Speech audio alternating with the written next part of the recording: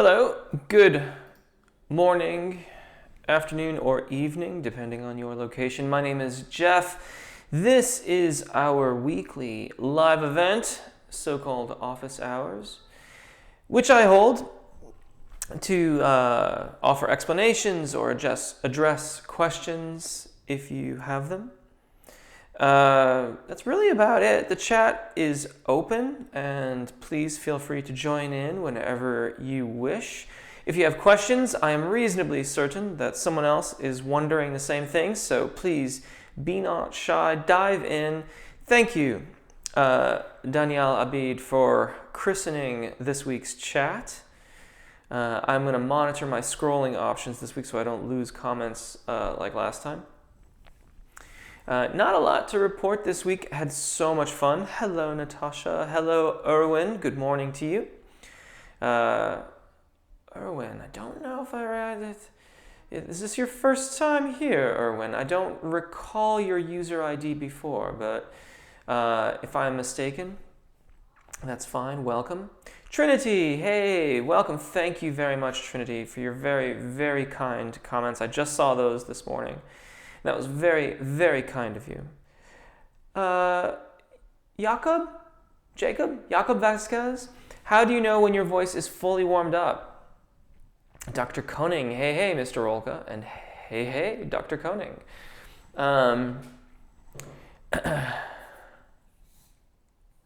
Oh, cool, Trinity. You now know you're at baritone. Very cool, very cool, very cool. Knowing when you're warmed up is really interesting, because I think it varies quite a lot from person to person to person. The amount of time it takes and what it really feels like when you are warmed up and ready to go. I don't necessarily have anything particularly objective. In past times, I have described what it feels like when I'm warmed up, when I'm really, truly ready to go. I feel like there's a sort of heat, like I feel hot. And this makes absolutely no sense. I am not an auto mechanic. I have worked on like internal combustion engine vehicles, but by no means would you want me to work on your car. But you know, if you ever watch like the oil gauge, as the engine heats up and the oil becomes, it has less viscosity, it's less thick in the engine block, and it starts to circulate. And that's my mental image of everything is like up and warmed up, and it's hot and it's going. Some of the objective signs of this would be an ease of transition through the secondo passaggio, if that is typical for your singing in general. You would also have cleared away most of the phlegm unless you're really phlegmy. So there's some things here that can change depending on if you've had a cold or the time of year. In cold temperatures, I tend to be a bit phlegmier, so it sometimes takes me a little bit longer. Even though I'm really ready to sing, I might still be a bit phlegmy. So those are some of the objective things that I look for in terms of being ready to sing. But it can really vary a lot from person to person to person. Darshan, hello. Lucas Meyer, hello to you too. Geronima World, how do you sing without strain? In order to do that, you have to have a balance between airflow and abdominal musculature engagement. So evaluate how you are expanding the ribcage, evaluate how you are maintaining your posture and your engagement of the abdominal muscles, and try to be conscious of the sound of your voice, such that if it has like a vocal fry in it, wee, or it has that kind of thing going, typically that's too much vocal fold engagement. On the other hand, if it's too airy, wee, or you notice at the end of a phrase it kind of ghosts out on you, wee, sorry, wrong key, wee, and it gets very airy at the end, you are abducting the vocal fold as you exit the phrase. All of those things lead to strain, so we have to become conscious of them, and then we have to work towards fixing them. And fixing them usually starts with short vowel syllables. He, ah. Trying to maintain that connection. of the vocal fold. By the way, last week there was a question about vocal compression. What I've just talked about and conceptually of what vocal compression is are synonymous. They're very much similar. We're looking for a balance. I think that it's talked about in terms of compression because of a sort of a concept of squeezing these things together, of squeezing the vocal fold together. And while we need to have adduction, it needs to come closed. Too much pressure is just as bad as too little for an even natural timbre to your voice. Hello, Holly Emmerich from Cameroon. Hello. Welcome, welcome. Jonathan, hello from Stuttgart. Fantastic, fantastic. Lucas Meyer saying hello a couple more times. Hello to you. Where did you go? Goodness me, my scrolling is not good. Ronaldo has got like a jet and a clock. That's really cool. And hello to you, Striker. Michael, hello, Jeff. I'm on time today. Good to see you again. Welcome, welcome. JC's Radiant Ray, good to see you. It says good day to you all. Ronaldo has got an alien and a mortar cap. Yes, a mortar thing, which I like. I don't know why, but I do. Striker at Michael and at JC's Radiant Ray. Mandy, hello. Hey. Dr. Cunning. How does one recognize his natural without pushing first passaggio? And then how does the second secondo passaggio end? Okay. Very cool questions. Very cool questions. The primo passaggio often kind of overlooked.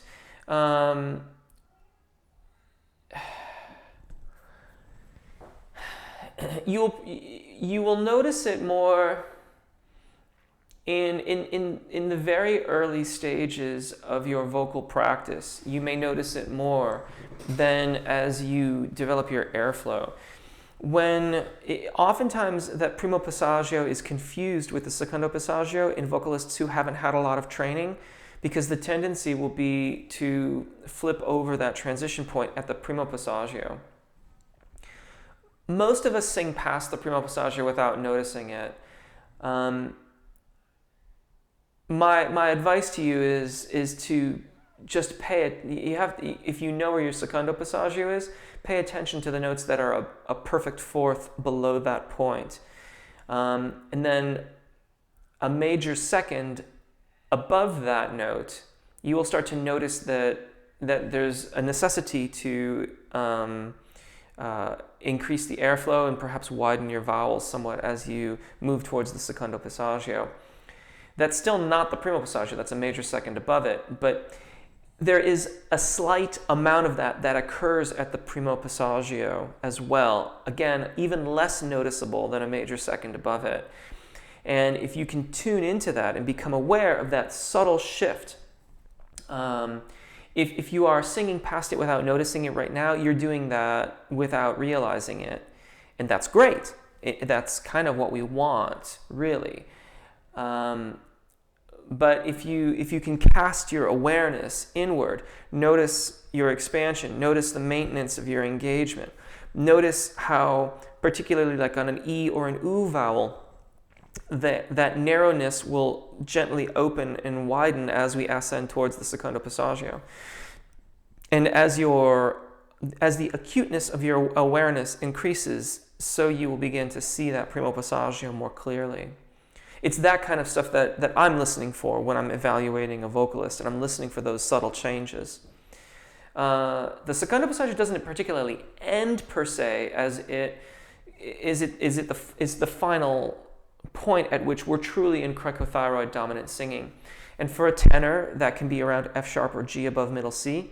It varies from voice to voice. And it ends kind of more in a whisper, as they say. Perhaps I'm speaking from my own experience, the more difficult aspect is ascending to the secondo passaggio, where so many of our old habits can be prevalent in our phonation. Squeezing, not enough airflow, not the appropriate width of vowel, And those make the secondo passaggio particularly challenging to sing beyond. But once you're really on top of it, it just kind of keeps going. You do need to increase airflow as you ascend beyond a major second, beyond it. Otherwise, you will probably start squeezing again. But it can be a very seamless transition. Today, please demonstrate Appoggio breathing technique in more detail and how to maintain the position. Well, okay. I mean, you won't see much on this end of things, but if I adjust this. So here is me in a neutral position. When I take my breath, you can see the lateral expansion, and you're not going to see much of anything else. And I'm going to relax for a second, give myself a key to be in. Here's my breath. And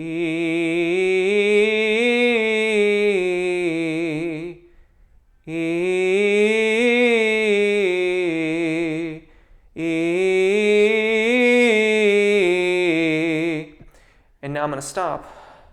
And when I release, then the rib cage collapses.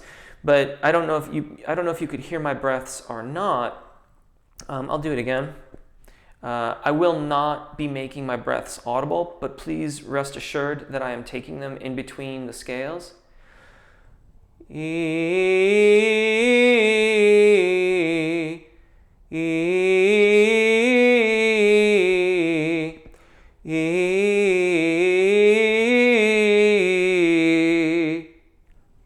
then I can release. And I think that's part of the reason why there's so many different things that are done around breathing technique and how people talk about sticking the stomach out and pulling it back in. That's very easy to see.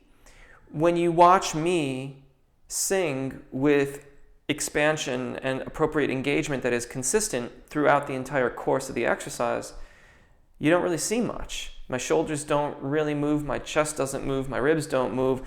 You might have seen a little bit of action here at the solar plexus, but probably not too much.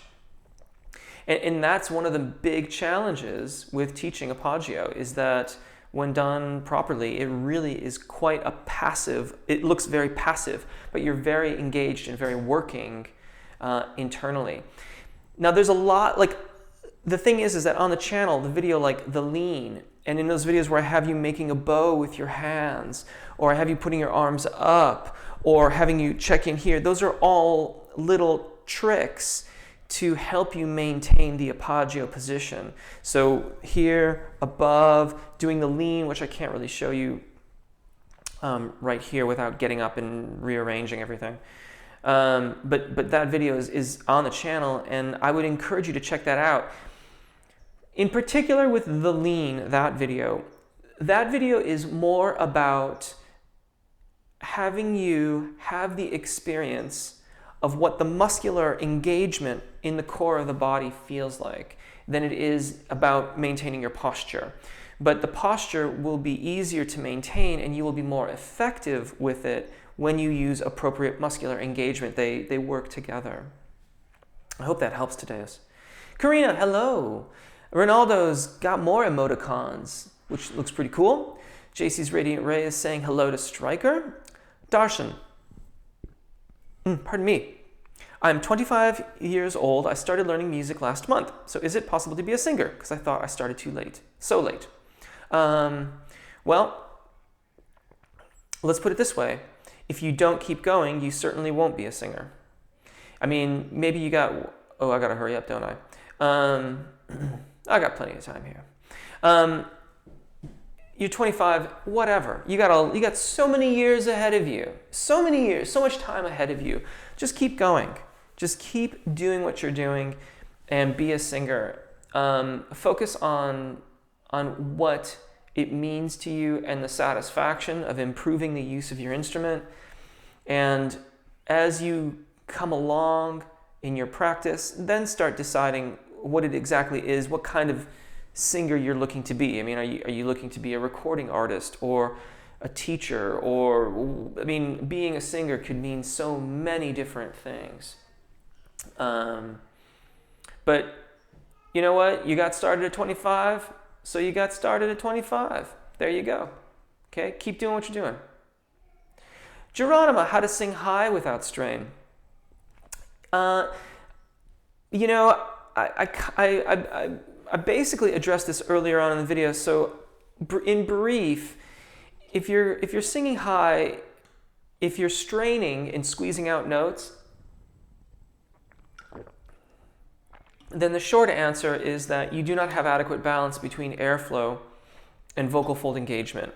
You're using musculature in the throat, the larynx specifically, to try to force the vocal folds to vibrate more quickly to get the desired pitch. This is the body's reaction when it doesn't have all that it needs, and it's an entirely normal reaction.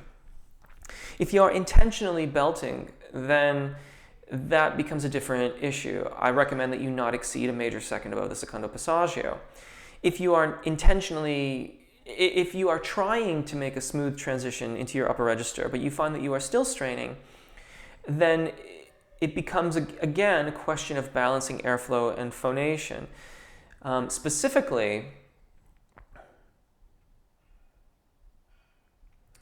Specifically, I would look at how you are ascending towards the secondo passaggio, and if you are balancing the width of your vowels with adequate airflow, that is often a culprit.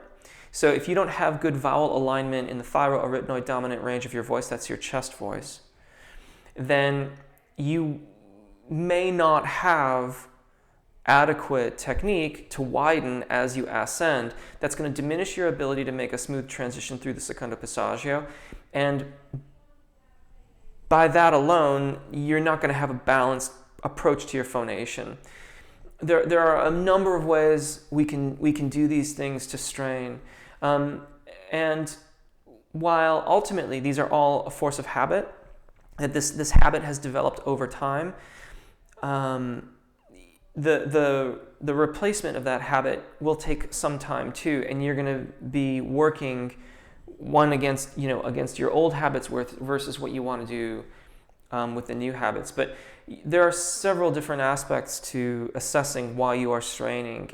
Any one of the things that I just mentioned, and quite frankly, it's most likely a combination of them, is why you are experiencing strain as you are ascending and singing high pitches. Thank you, Michael MTZ. I am doing well. I hope that you are well as well. Jonathan, I always know I'm warmed up when I suddenly become aware that I love to sing and love to hear my own voice. That sounds awesome. That's lovely. That's absolutely lovely. Michael is saying hello to Stryker. Stryker at Karina, Michael at Karina, Greg, hey Jeff, haven't been able to make it in a while, glad to make it again. Yeah, it's good to see you. I thought you were here last week, Greg. Just kind of later on, but you still popped in for a minute. Today is how do I eliminate jaw tension? There's a video on that which I would highly recommend you check out. One of the key things, and jaw and tongue tension often go together. So I have some exercises where you go from grabbing your tongue and singing with it out. And you know, when you do that, it's going to sound a bit funny.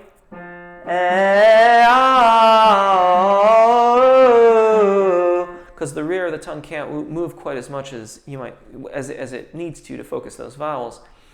But when you do that, it really makes you aware of what your tongue is doing and what the behaviors are that are appropriate for phonation and those that are not helping you to phonate properly. So that video, I think it's tongue and jaw tension, how to release tongue and jaw tension. Have a look at that, and then maybe come back next week and we can talk about how it's going for you. It's a sequential video, so you start by grabbing it, and then you just lay it on the top lip, and then it goes in the mouth. And the idea is to become more and more aware of the tongue so that the front can be passive and the rear is free and flexible to change shape for the appropriate vowel. Aditya, hello Jeff. I wanted to know, how does an opera singer place his voice? Again, I am lamenting that I did not I'm lamenting that I did not make a note of this book that a professor of voice here in San Francisco had. There's a lot of talk about placement. With the operatic voice, think of it more as a full spectrum sound that is well adducted without in any way, they work for so many years to release the voice, to release unintentional tension in their voices so that they can resonate as effectively as they do. The operatic voice is largely dependent on a nonlinear occurrence in the way that the voice works. In English, opera singers are taking advantage of resonant frequencies in the soft tissues and in the resonant cavities of their voices, such that the reciprocal effect of what they are creating is greater than the amount of energy that they're putting into the system. That still wasn't very easily explained. If you've ever played like your stereo really loud and a pot on your stove starts to vibrate, we would call that a sympathetic vibration.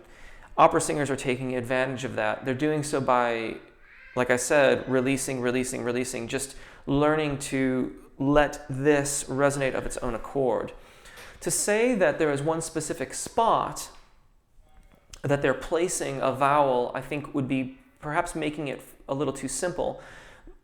In terms of conceptualizing resonances, they are really utilizing a very, very full sound to their voices that incorporate everything from mask resonance down through a completely, very efficiently well adducted vocal fold. But it's such an even balance amongst all the resonances that you perceive it as this, really well-placed thing. I don't know if I can make it any simpler than that. In approximating that sound without, to approximate that sound without actually doing it properly ultimately results in fatigue and strain. In terms of a focal point, however, for resonance, typically I think about it as being more as the intersection of the hard palate and soft palate. So if you take your tongue and gently go across the top of your mouth, you'll feel this point where the hard palate ceases and the soft palate begins. Now, it's going to feel like a drop-off because when you're using your tongue that way, it engages the muscles around the soft palate, but you can feel that bony point. And at least in terms of balancing resonances, moving in the direction of that discipline, that's how I conceptualize of placing the resonance in the voice.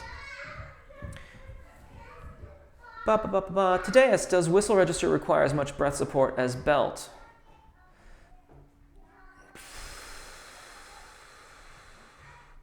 Hard to say. I don't really know, honestly. I don't really sing in the whistle register, and belting, it depends on the person and where they are in their range. I would suggest to you that in order to be efficient in your phonation and to protect your voice, you really need to make sure that you are supporting that very, very well.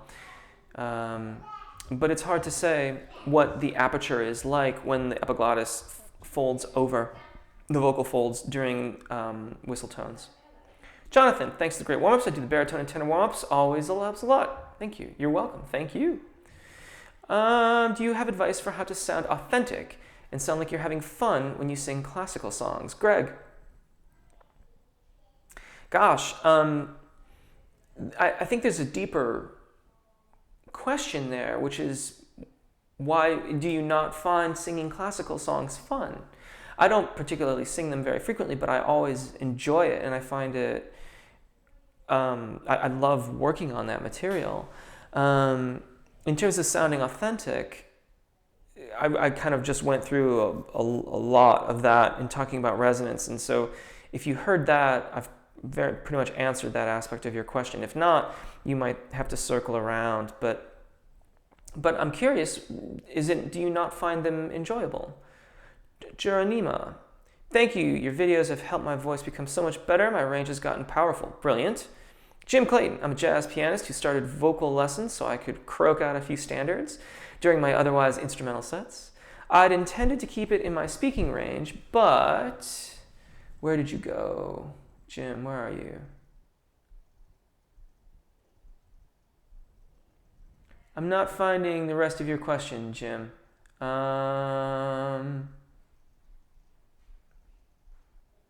Jim. Oh, wait. There we are. Okay, I see it now. Jim. My teacher insists it sounds better up. I pick keys where the bottom note is okay, and she picks ones where the top note is doable. With practice, can a higher key wind up sounding as speaky? Yeah, I would think at least to the primo passaggio, it's going to be a lot less speakier as you get into the zona di passaggio. And above the secondo passaggio, much less so in order to maintain good phonation, good airflow. If you're not familiar with primo passaggio, it's probably, if you're a baritone, the primo passaggio is around B flat 3. If you are a tenor, in C4. But again, like at that point, maybe a little bit above it, you're going to be okay. And still be pretty speaky. But much higher than that, and you're going to need to, at least for a little while, be a bit more connected in legato and less speaky, less speechy. Yeah. Karina, I am the person asking about vocal compression. I'm the one who collapses every phrase at the finishing line. You know, Karina, yeah, Stryker is asking you a question, Karina. This is part of the reason why I'm always singing with my hand out in front of me. If you see me do that reflexively in videos or when I'm singing here, the phrase that I use for this is you stop singing after you stop making noise. So if we're looking at the end of our phrase,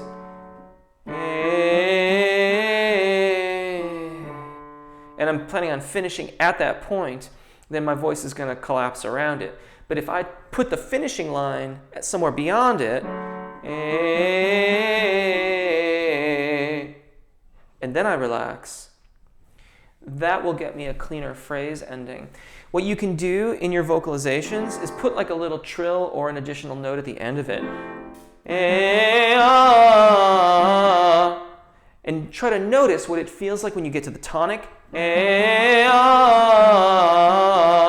And then replicate it when you don't have the trill. But think about, like, pretend you have the trill. And then release. If everything else in your singing is going quite well, that is probably all that's happening. Matthew, hello, I use your warm-ups to strengthen in the rock genre. Can you suggest the ideal warm-ups? Depends on your voice. However, one of my personal favorites that I'm quite pleased with is the diaphragmatic warm-up for male vocalists. That will probably cover most of your range. It's meant for baritones and tenors. If it doesn't quite go high enough, if you're doing like Journey covers and stuff, then you might also do some of the diaphragmatic warm-up for female voices, because the exercises are almost entirely the same, but they will all be that much higher up. And just drop out when it gets too high, in the same way that you would stop when it gets too low in the male warm-up.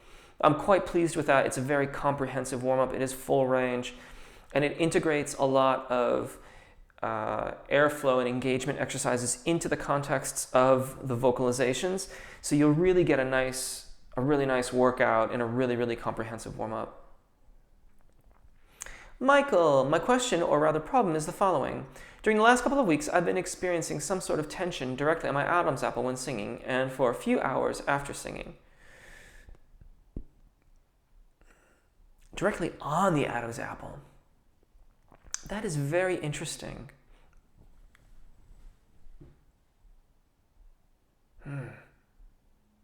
I don't know. I've never experienced that personally, and I cannot think of anyone else who has reported that kind of tension.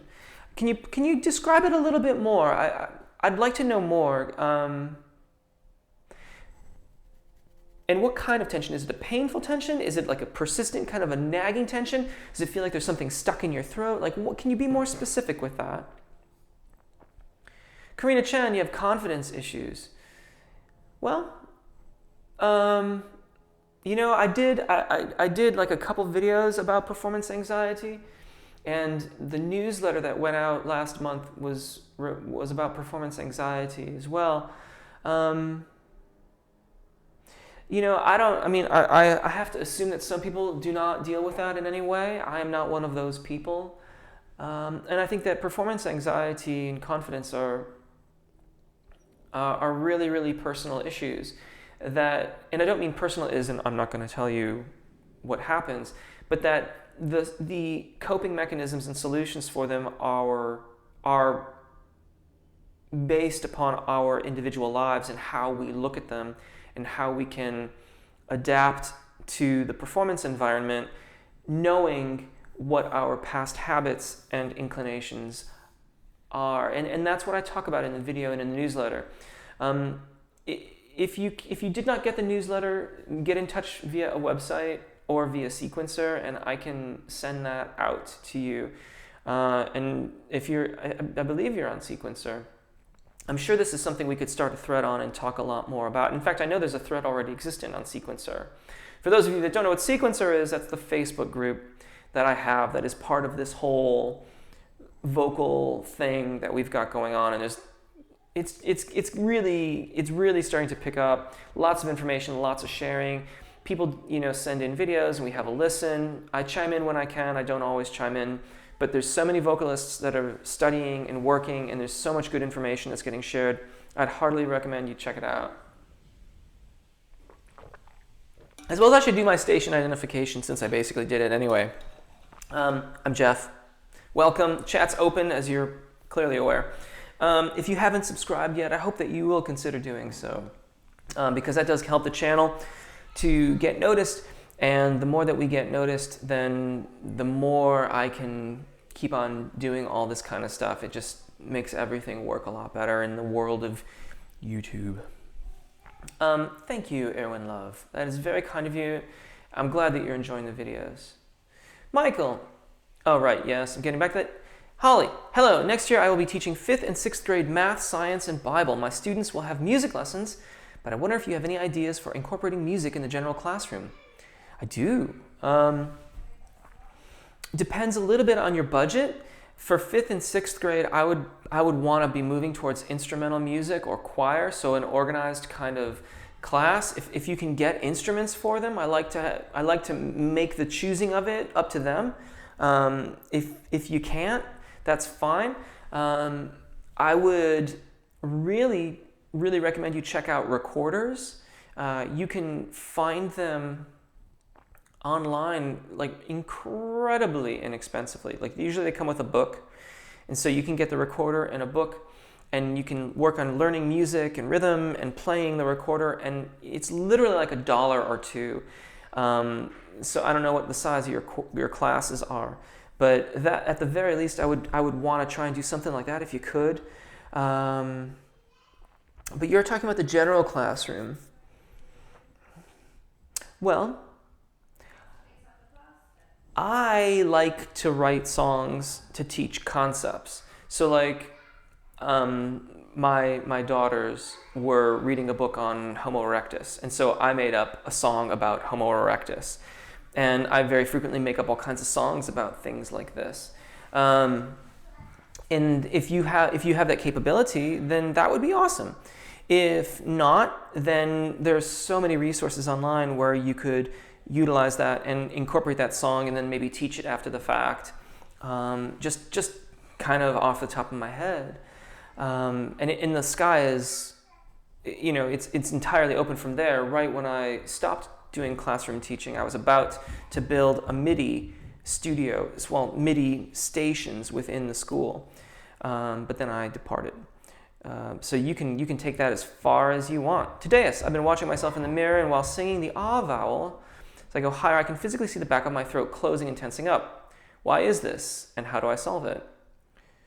Well, it's closing because that's the way you've sung that vowel in the past, and that's your habit. You fix it, in part, at very least, by finding a vowel that you can try to match it with.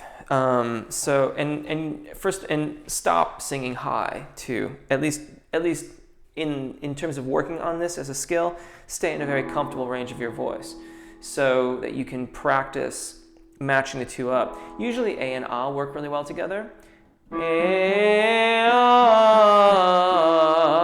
And then perhaps if you've squeezed it out, and it might kind of ghost out at the end. You want to try and match the timbres. And if you find that you can kind of get it, but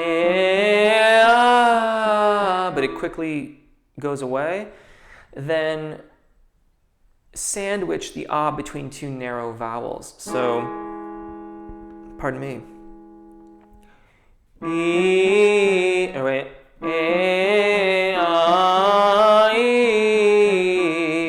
And that will keep you in that more narrow zone that will help you focus the ah vowel.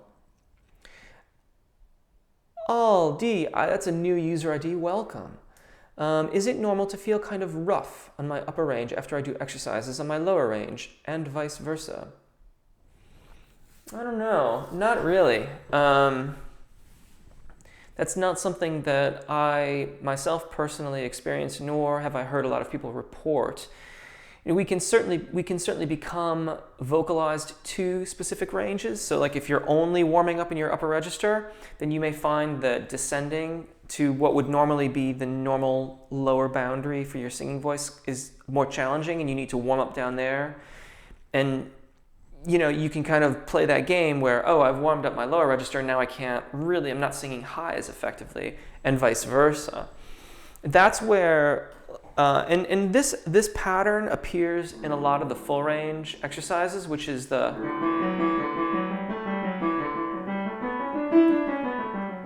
where it expands that ninth. And if you have songs, your singing repertoire that has a range of greater than an octave, then it is advisable that you do your vocalizations that span more than an octave as well. Once my gear arrives, I've got some really cool, wider range vocalizations that I'm going to put in some more advanced videos. Irene Love, me too, I have confidence. Cool.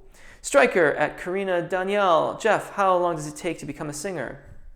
Depends on what you define as singer.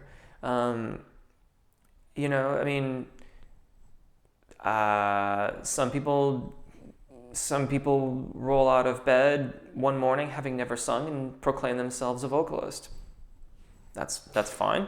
I would disagree with that conceptually, but that doesn't mean that they're wrong and I'm right, or vice versa. What do you mean, a singer? Does that mean that you feel confident singing? That might take a lifetime. Does it mean that you can sing and people think you're great? That's something that you can't count on. You may sing and people may never think you're great. Or you might roll out of bed one morning, proclaim yourself a singer, head down to the karaoke bar, and you knock them dead. That's what it is to be a singer. It varies so much from person to person to person.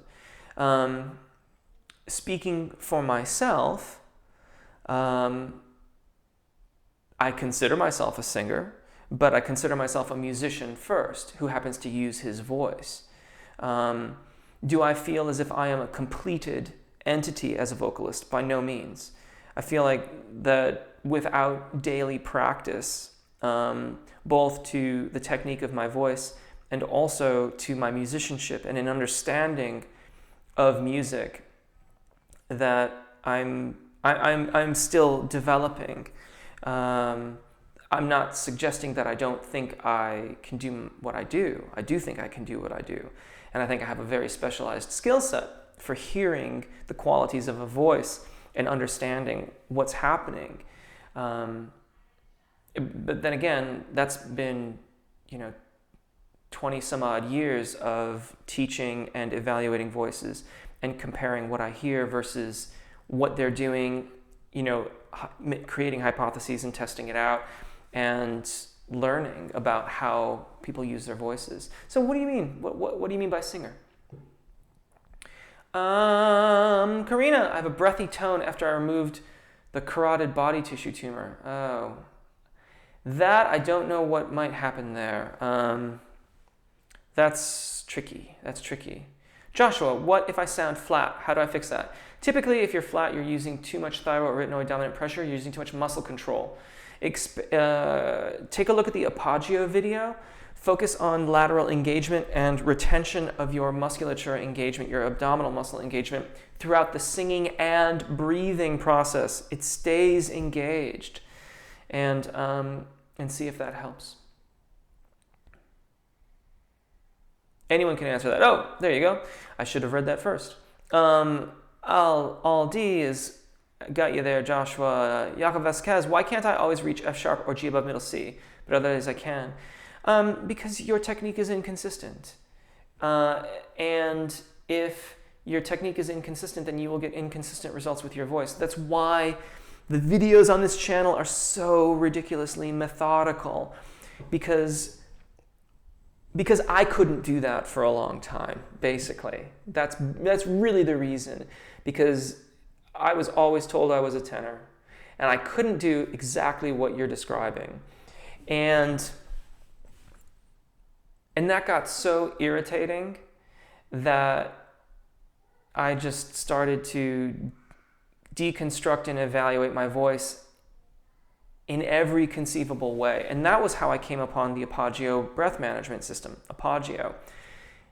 And as I have said before, and I will say again, that had the most fundamental and far-reaching positive implications for my voice, and especially in my consistency, more so than anything else that I incorporated. I learned to sing through the secondo passaggio. I learned the difference between cricothyroid dominant singing voice and thyroarytenoid dominant singing voice. I learned what the secondo passaggio was and how the break wasn't really broken.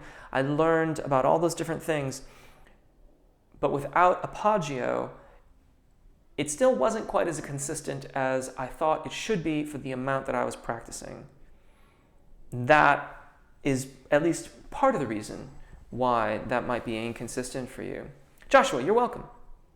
That is a unique user ID. Welcome, I don't recognize your ID. Welcome. Hi, Jeff. I've been watching your videos for a while about singing since I've started. Do you have any advice for a baritone singing above middle C, F, while it still sounds good? Well, basically the same rules for you apply as they do for all the rest of us. You have to maintain good airflow. You have to be cognizant of a smooth transition through the secondo passaggio. The balance of vocal fold engagement and airflow is crucial, and if you are new to singing above the secondo passaggio, that imbalance will have a lot of impact if it's not entirely balanced. So you will get really good results some days and not so good other days. If you are well versed in those concepts, the best advice I have for you is to work on endurance in the zona de passaggio. So that's going to be the area between A and D. And while you're working on that, also endurance right above the secondo passaggio too, but to a lesser degree. Oftentimes, in that area that's right at the secondo passaggio, the greatest amount of endurance that is required of us is at the point right below the secondo passaggio. Now, this may be purely by my own experience, but it seems to play out in my clients as well. And by practicing long phrases and endurance, particularly that trill exercise, which is in the endurance, there's an endurance video, and it has this trill exercise.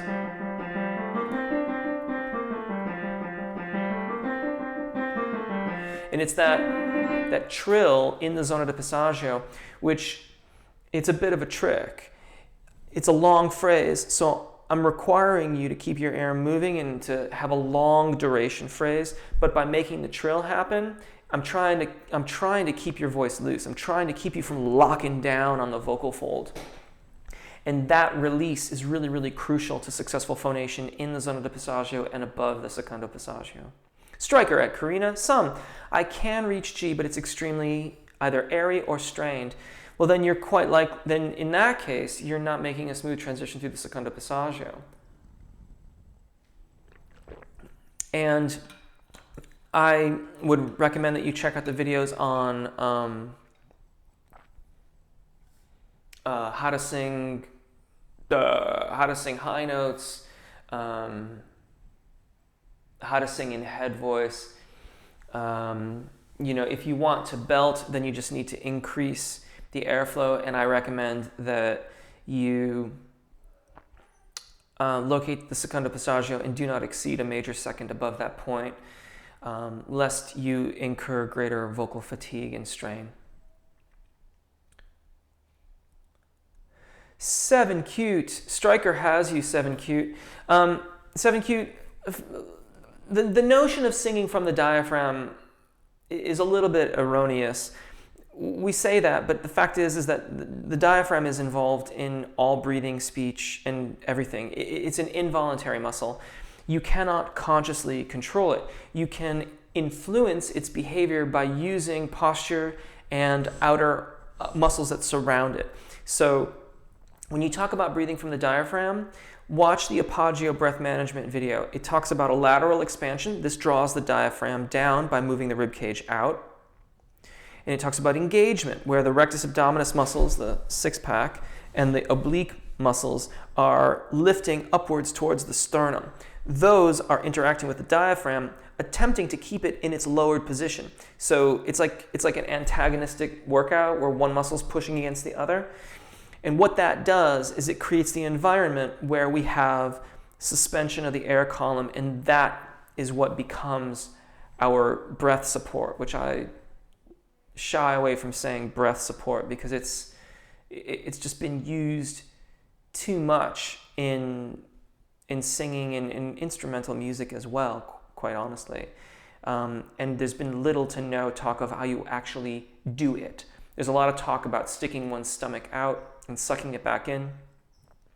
That is not an effective, it's certainly not efficient. It might in some ways be somewhat brute force effective, like trying to use a baseball bat to pound in a finishing nail. But it's a lot easier to teach. And I think, and in my honest opinion, I think that's why it has become such a prevalent method for describing support in the singing voice or in instrumental music. Appoggio is a lot more subtle. It is vastly, uncountably more effective. And I owe the channel a new video on that, which I intend to do once everything arrives. So I would start there and then maybe check back here. Also, I did do a demonstration at the beginning of our live event today. So when this is done, it will immediately be published to YouTube and you can go and have a look at that. It was very, very near the beginning. Natasha, you don't change vocal fosh. I mean, at the very, when you get into your, like the 70s, 60s and 70s, there is a certain amount of muscle elasticity that we lose. And so you can start to diminish your range, your overall range can diminish, but we don't change fosh. Boys do when they go through puberty and their voices change, but fosh is, and I answered this I think on the channel as well in a comment. There's a lot of overlap. It was on Sequencer. There's a lot of overlap in the different foshes, soprano, alto, mezzo, so on and so forth. We don't change fosh. Your voice, has physical characteristics. It operates according to those physical characteristics. That doesn't mean that an alto cannot sing high. They most certainly can. It's just a matter of where the transition points, where the vibrational changes occur from register to register in the voice. Same thing is true of tenors and baritones. Yeah. Striker at 7 cute. A person's voice can change over time. Natasha, what is vocal fold engagement? That is talking about the musculature on the vocal fold and adduction or abduction. We want to have enough vocal fold engagement or muscle tension so that the vocal folds adduct efficiently.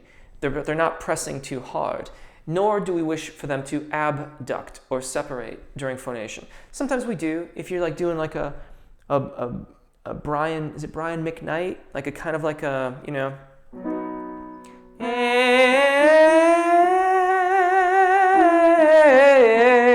a little bit of airiness in that kind of a thing, that can be cool. And that's abduction. I'm separating the vocal fold to have that happen. Karina, that was the removal of a benign tumor on the left side of the neck next to the carotid body tissue tumor. The surgery took 13.8 hours and I lost too much blood. Oh my goodness, that's horrible. I'm so sorry. I mean, I think we've talked about, now that you're reminding me, I think we mentioned this before, but you know, honestly, I don't know what, if any, structural differences there may be. If some of that impacted the hyoid cartilage, then there could be something going on, because the hyoid cartilage is connected to the cricothyroid muscles. I always forget, like posterior and anterior. I think posterior is back here and anterior is here, so it'd be the anterior cricothyroid muscles. And that could have quite a significant impact on your phonation. Maddie, hey! Can't believe my freshman year of college is almost over. I've learned so much this year, but one of the things I'm still working on is getting more core to my sound. Working on engagement, something my teacher suggested that I look into over the summer was the Alexander technique. Can anyone give me some info about it? Really interested in it. Yeah, Alexander technique was hugely popular when I was in university. It still is, it sounds like. It has a lot to do with posture and body alignment, and I would think that that would be incredibly helpful. In particular, I always find those things make us so aware of how we're using our bodies to sing, and with that kind of alignment and good appoggio technique, you would have such amazingly efficient use of the musculature. I would suspect that it would generate tremendous amounts of release at the vocal fold. Striker at Karina, Striker at Maddie, Slim Ben H. Exercise to improve my riff raff, please. I don't recall your user ID before here. Welcome and thank you for joining us. Yeah, you know, if you look in the specialized scale playlist, I think that there's a couple videos on riffing. Ultimately, riffing is a function of agility, and there's also some warm-ups for agility, and those would help with that as well. If you're talking about the actual creation of the melodies, which is what a riff is, it's a melody, it just happens to be different from the main melody of the song, then I would recommend you have a look at some of the blues warm-ups, and there's at least one or two blues videos that have just the chord progressions at the end, and so you can practice riffing along with it. And also, there's a warm-up that if you're not strictly doing blues stuff, and quite frankly, like working on the blues scales just informs our overall sense of melody when we're singing, even if we're singing diatonic music. But there's one video that I did where I play in a diatonic texture, but incorporate the blues riffs in there. So you have like a little and you can hear that major third grating against the minor third.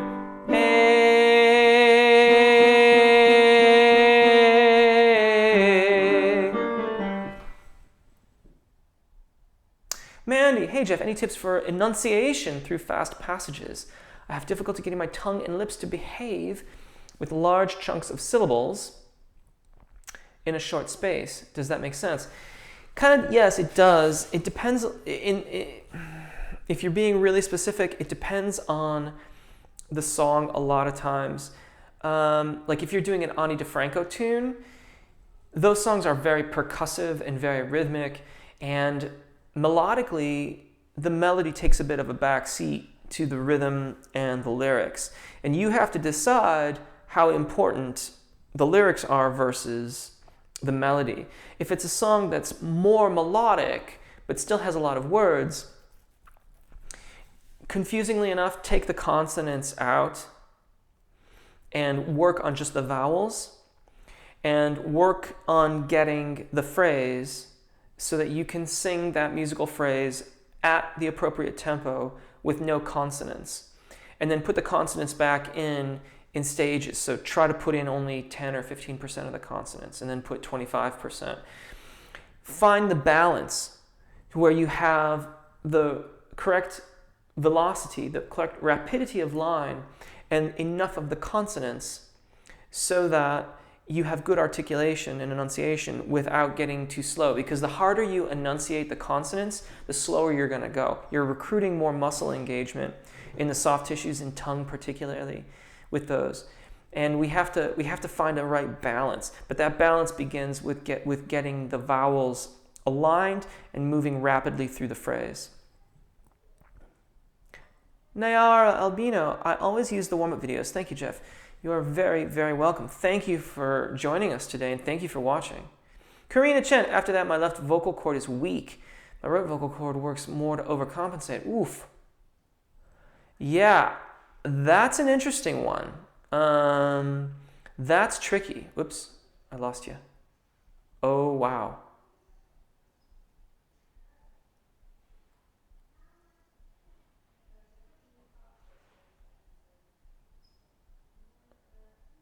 Sorry, sorry. You know, my screen, it didn't look like I had that many comments, and then I just scrolled down and it went and exploded. So I'm trying to find, oh my goodness. Where are you, Karina?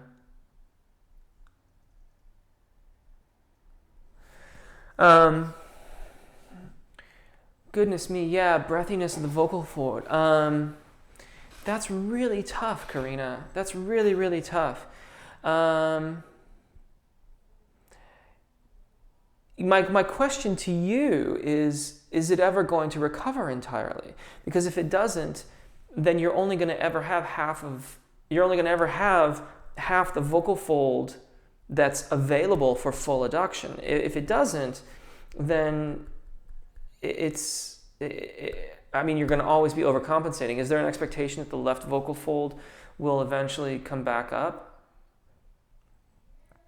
Mandy, knowing when you're warmed up, when singing just feels pleasurable and genuinely. I'm going to enter my speed round here because I'm going to try and get as many of these as I possibly can here. Karina Chen, thanks for the encouragement. Karina Chen, I'd like to know about the Alexander technique too. Mandy Cummins, I'm going to warm up gently for a good hour more. I like the long warm up too, Mandy. Next to the artery, sure. Tadeus, what are the technical benefits of using Appoggio breathing rather than belly? Okay, I answered that earlier on, so you can cycle back around and have a look at that. JC's Radiant Ray at Karina Chen. Beamer Ball. John here, can you say more about how vocal fry exercises might help achieve better resonance? Well, I don't agree with that effectively. Vocal fry is most effectively used when people habitually skate off the vocal fold or allow it to abduct. So when you've got a vocalist that's in their secondo, in the zona di passaggio, and they can't get them to close, when it's always breathy, as a last resort, that's a technique that is often used to do that. Vocal fry it's an affectation that is sometimes used, but it's not a really effective way, I think, to develop overall resonance in the voice. the most effective use of that is either as a, like I'm kind of creeping into the phrase here, or in helping someone stay on the vocal fold in the zona de passaggio. Korean Chen, thanks. Striker Kane, going to bass placement, I put on sequencer and image. I was taught to imagine, blah, blah, blah. Korean Chen, I'm glad I'm still alive. Yeah. Greg, it's not that I don't have fun singing classical, but my teacher says my delivery makes it sound like I'm not having fun. I'm not sure what factors go into sounding like you're having fun. I'm not either, and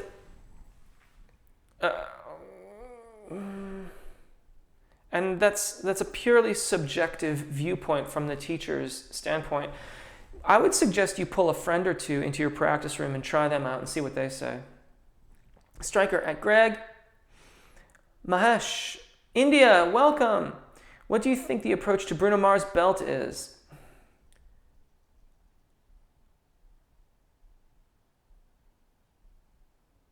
Well, I don't agree with that assessment.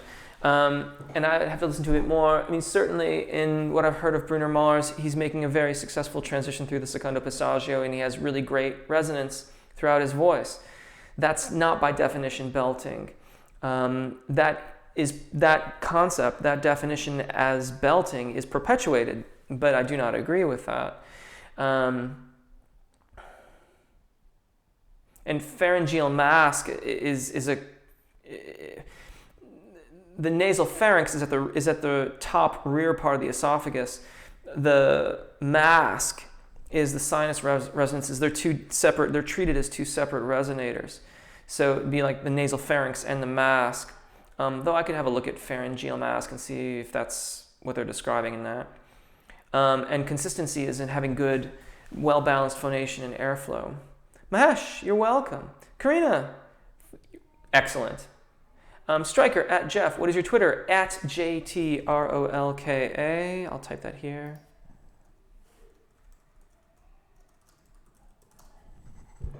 Mahesh, in the context of a gig, that changes everything, Mahesh. On a gig, I mean, it's monitors come into play, stage volume comes into play, volume of the venue comes into play, in-ears comes into play,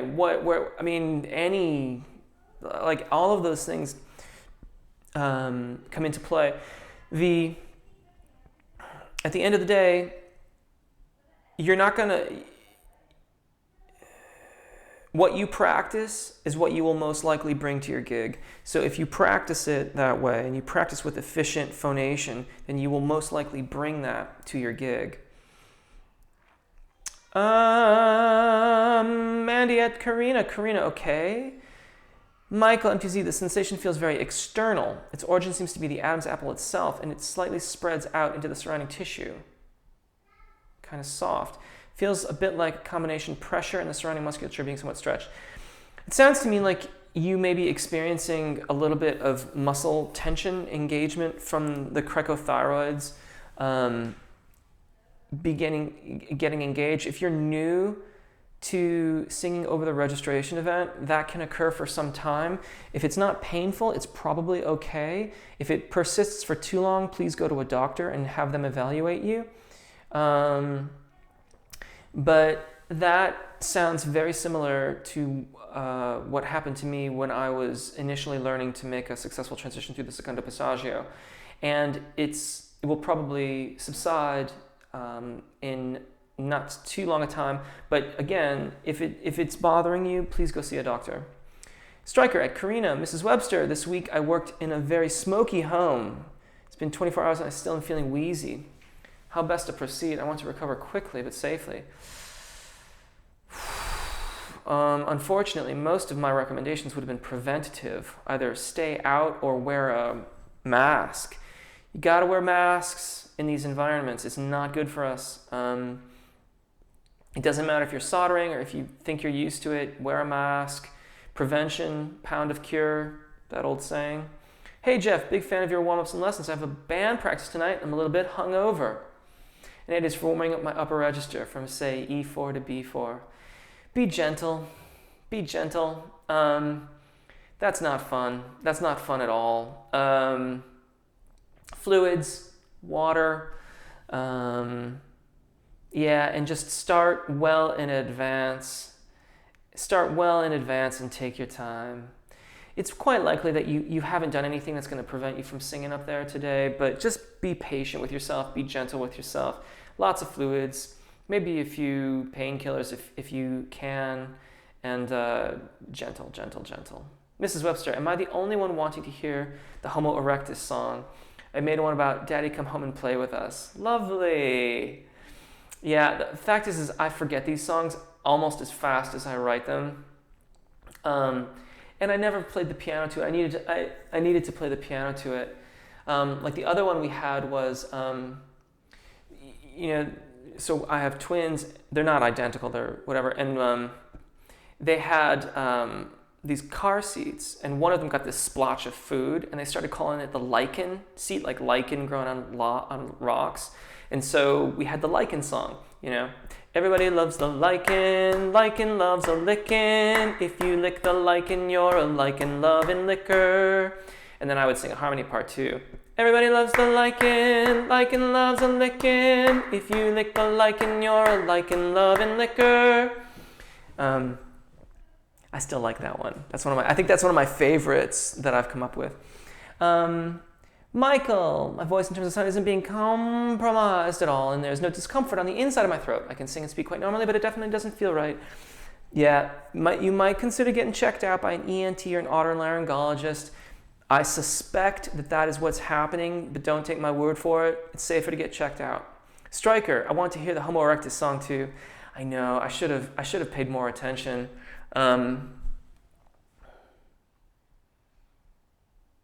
What was it now? It was something about, it was about how he could never learn to drive. It was like, Homo erectus, he nearly wrecked us. That one's for you, Mrs. Webster. I had to look up that word you used in your comment. Homo erectus, he nearly wrecked us. He never learned to drive, or something like that. That's not the right melody. Capone, hey! I am stuck with A4, but I have improved my low range volume with more air. How to get higher? Pure head voice. A4 is full voice, maybe mixed. Well, if you're not sure if it's full voice or maybe mixed, it's really hard to advise you. I believe you're a baritone. If it's not mixed, then I would be quite surprised. And I would advise you to reconsider that course of action, because as a baritone, your secondo passaggio should be around E flat 4, and that's A4 is far beyond the point at which I would recommend you belt. But certainly air is part of it, and A4 for baritone voice is getting on for the next registration event, and there's a certain amount of glassiness, and you'll feel the transition as you make your way through it.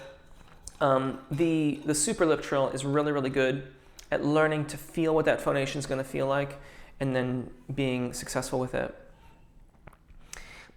Jake, 3048. Hey Jeff, what got you into singing, and what singers really influenced you to take singing serious to develop your craft?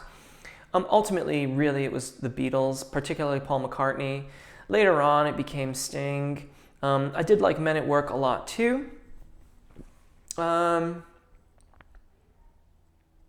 Yeah, it really was just the Beatles, man. Like I had this purple Beatles guitar. I could not play it really. It was just a plastic thing, and it wasn't in tune or anything. And I would hold it and play their records, because I had this like little suitcase recorder, and I had 5 of my mom's Beatles records, and I would play them over and over, and I would sing along with them, and then I would kind of look over my shoulder, like to see if maybe they were peeking in the window because they were going to recruit me to be the 5th member.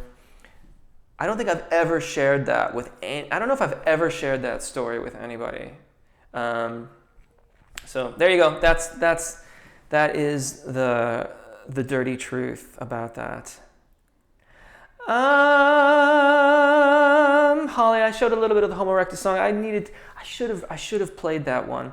I transcribed the lichen song, which is why I remember that one so well, but I didn't transcribe the Homo erectus song. But next time I will, and maybe I'll share some of those with you. I was joking that I should do a YouTube channel on children's learning songs like that, as if I don't have enough things to do. Michael, identifying what could be wrong. I'm analyzing my singing technique over and over again. I'd really love to hear your thoughts on this topic. Yeah, I've chimed in quite a bit on that, Michael. It's just that there's so many comments and I didn't realize it, but hopefully that will help. For the love of R&B, do you sing, record music? Yes, I do. I haven't done so in a while. If you go to iTunes, you can listen to some of my past recordings. I'd say that the Atlantean is interesting. And I did an EP of Beatles cover songs, which I'm quite pleased with. Somewhere in the Fade, ultimately it was an experiment, and Return to Me is pretty cool on that record, and Sarah is pretty cool. But I don't know if a lot of the rest of that really is reflective of my artistic kind of mindset.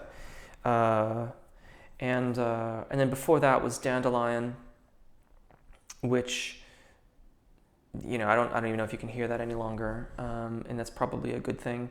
And then Live at the Berkeley Piano Club was another experiment that I did, and I'm pleased with that. But the mix and mastering didn't come out right, and at some point, if I ever had a reason to, I would remix and remaster that. Brandon, hey, I'm trying to develop my head voice with your exercise. Just wondering how many times a week would you recommend doing them? Greetings from Mexico. You know, 3 or 4 times a week, if you can, in addition to your regular singing practice, is good. Austria, Michael, hey, you're awesome. Holly Emmerich, that's Mrs. Webster at Holly. Karina, thank you, Stryker. Aldi, thank you so much. Holly Emmerich at Mrs. Webster at Mandy Cummins. Lago, my biggest problem with the voice is learning a song. Singing in tune, I always forget the notes. The sounds to be more precise. That's a tough one. If you don't read music, it's going to be learning by rote, which is just doing it over and over and over and over and over again. At Karina, Mrs. Webster, at Karina Stryker, I put on sequencer and exercise.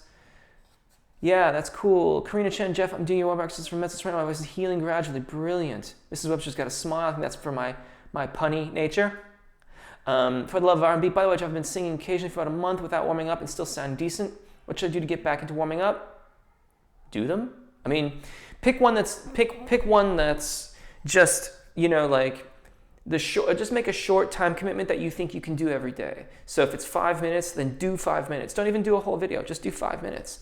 But just make it part of your practice. Remember, they're not just warm-ups. I mean, they warm up your voice, but they are also about technical refinement. They are helping you to be a better overall vocalist. Oh man, singing in smoky environments, I remember the days. I just wouldn't do it if I could avoid it at all. I mean, stay hydrated and, I guess get in and get out as much as possible. I don't miss those days at all, boy. Mrs. Webster, good phrase. I always have a good time here at the office hours. Thanks, Jeff. Thanks, everyone. You're welcome. Methodical. That's how I like it. That's the direction I move in. Stryker Kane had a good idea for renaming sequencer, by the way. Mrs. Webster at Holly Emmerich. Remind me of that on sequencer, if you would, please, Stryker. I really have to wrap this up. I'm going to go really fast here. A lot of you are saying thank you and goodbye. Thank you so much, everybody. This was so much fun. At Stryker, at hello, Monsieur Maubet. Yeah, the thing with whistle register is that there isn't a lot of information on it because the epiglottis covers the vocal fold during phonation.